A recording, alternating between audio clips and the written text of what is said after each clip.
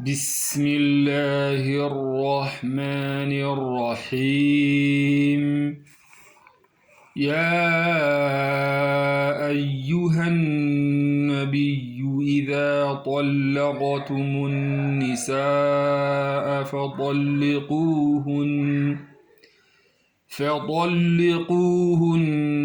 لعدتهن وأحصوا العدة واتقوا الله ربكم لا تخرجوهن من بيوتهن ولا يخرجن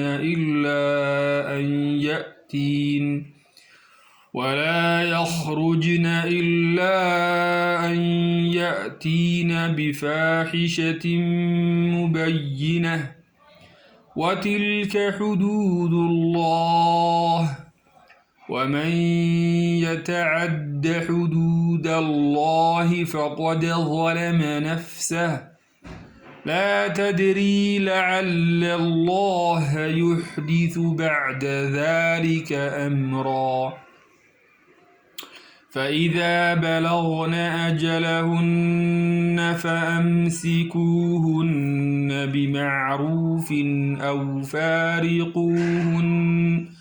أو فارقوهن بمعروف وأشهدوا ذوي عدل منكم وأقيموا الشهادة لله ذلكم يوعظ به من كان يؤمن بالله واليوم الآخر ومن يتق الله يجعل له مخرجا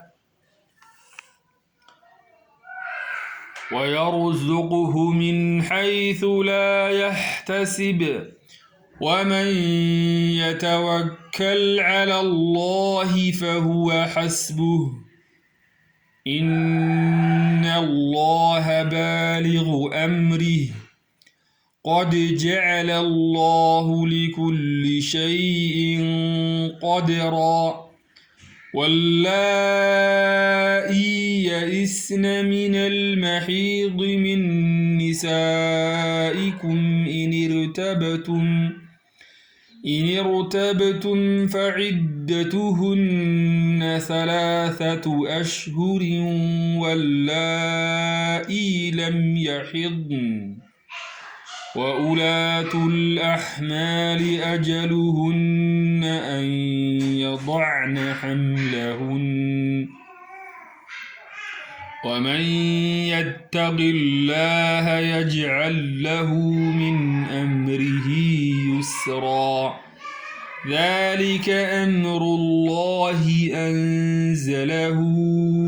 إليكم ومن يتق الله يكفر عنه سيئاته ويعظم له أجرا. أسكنوهن من حيث سكنتم من وجدكم ولا تضاروهن لتضيقوا عليهن وإن كن أولات حمل فأنفقوا عليهن حتى يضعن حملهن فإن أرضعن لكم فآتوهن أجورهن وأتمروا بينكم بمعروف وإن تعاسرتم فسترضع له أخرى لينفق ذو سعة من سعته ومن قدر عليه رزقه فلينفق مما آتاه الله لا يكلف الله نفسا إلا ما آتاها سيجعل الله بعد عسر يسرا وكأي من قرية عتت عن أمر ربها ورسله فحاسبناها حسابا شديدا وعذبناها عذابا نكرا فذاقت وبال أمرها وكان عاقبة أمرها خسرا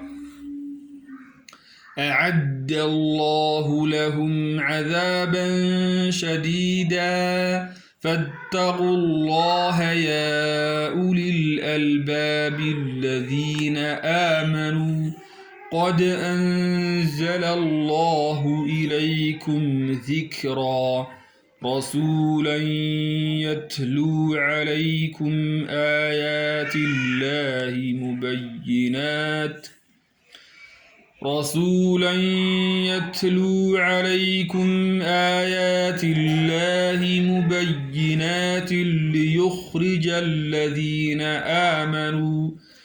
ليخرج الذين آمنوا وعملوا الصالحات من الظلمات إلى النور ومن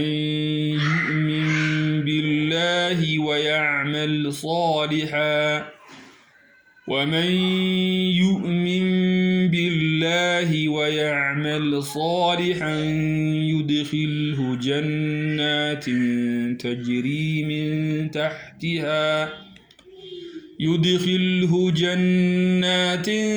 تجري من تحتها الأنهار خالدين فيها أبدا قد أحسن الله له رزقا الله الذي خلق سبع سماوات ومن الأرض مثلهن يتنزل الأمر بينهن لتعلموا أن الله على كل شيء قدير وأن الله قد أحاط بكل شيء علما